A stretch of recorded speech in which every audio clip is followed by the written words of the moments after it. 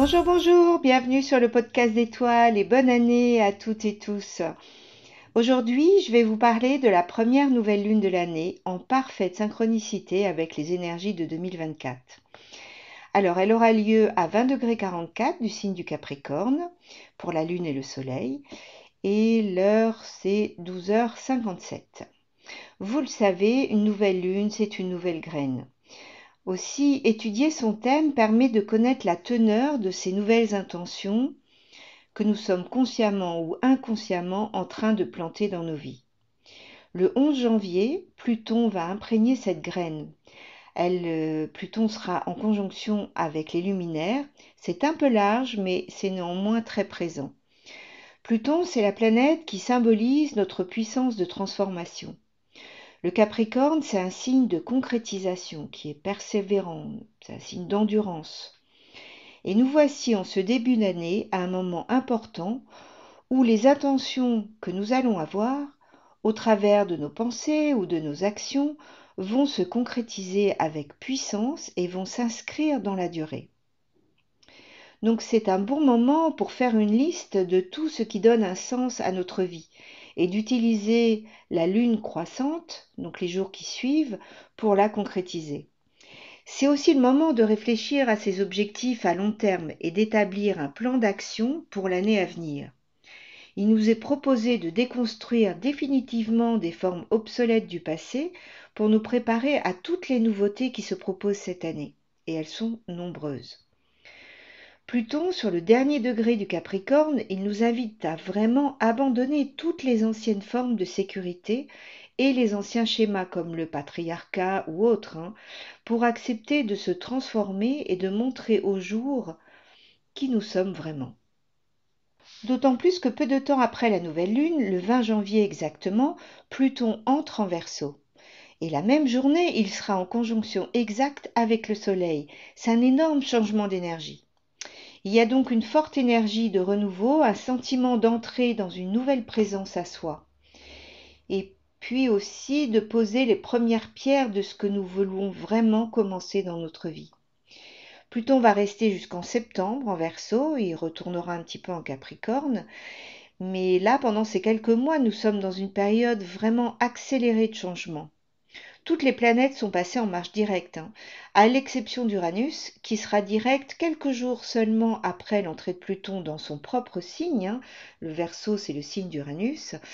Il sera direct le 26 janvier. Donc tout cela, ça donne l'impression d'un coup d'accélérateur. Ça va aller vite. Alors, en regardant un peu plus cette carte d'un peu plus près, en tout cas, on peut voir que chaque planète forme au moins un aspect majeur avec une autre. Elles sont toutes connectées les unes aux autres. Il y a donc beaucoup d'énergie dans le cosmos actuellement. On peut voir aussi que les trois planètes transpersonnelles, Uranus, Neptune et Pluton, sont en aspect avec la nouvelle Lune. Ce sont des planètes très puissantes qui vont nous guider au travers de ces changements. Alors Pluton, je viens d'en parler, Uranus nous apporte sa clarté, il nous donne envie de nouveautés, et avec l'influence du Capricorne, c'est le moment de prendre des mesures concrètes pour incarner ces nouvelles décisions. C'est un très bon moment pour prendre de nouvelles habitudes de vie, un nouveau style de vie, comme décider de démarrer sa journée avec un temps de silence ou de méditation, et la terminer en se mettant en paix avec toutes nos actions de la journée ou en regardant toutes les choses positives que nous avons pu faire pendant la journée ou qui nous sont arrivées.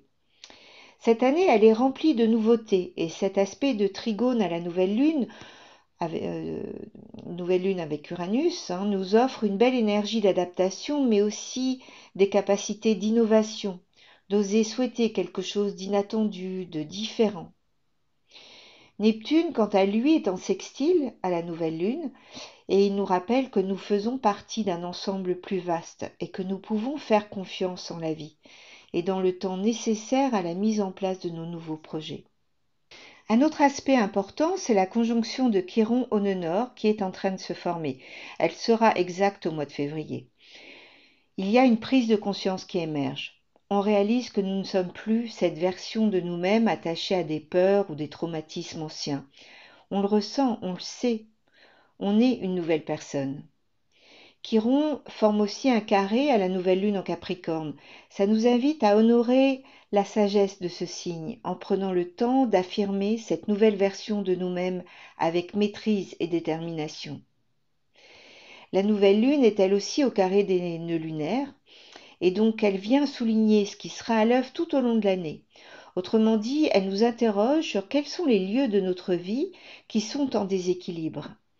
Les questions qu'on pourrait se poser sont: comment pouvons-nous trouver ou retrouver une harmonie avec les autres et la vie, tout en exprimant notre singularité et ce nouveau soi qui émerge? Vénus forme un parfait trigone avec Chiron. Elle est en Sagittaire et en conjonction avec Cérès.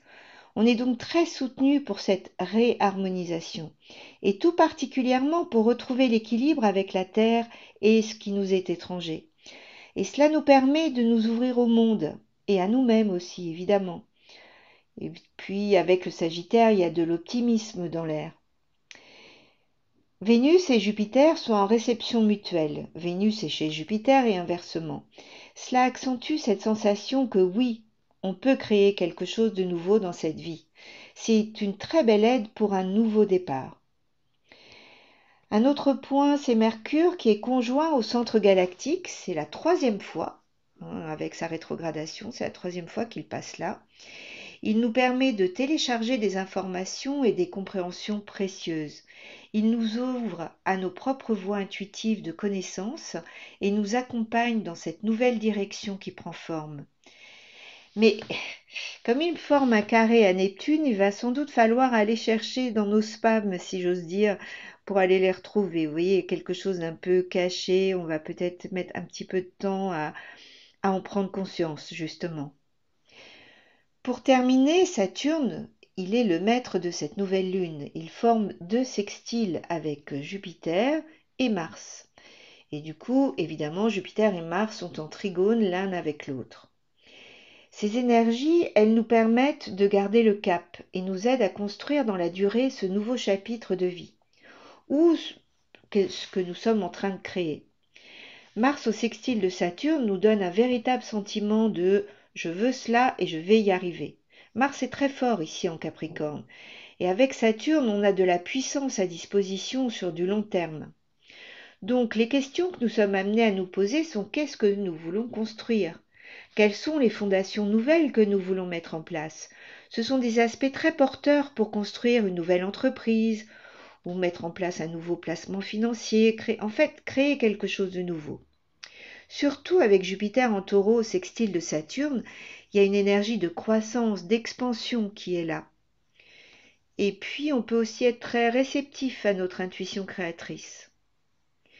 Donc là où se trouve le 20 degrés du Capricorne, la nouvelle lune, cela indique le secteur dans lequel ce nouveau chapitre va se manifester et où vous allez manifester de nouveaux engagements, maintenant que vous savez ce qui a de la valeur pour vous, ce qui est important pour vous. On peut ressentir de l'enthousiasme aussi pour créer ce monde nouveau, plus en accord avec notre rêve de vie.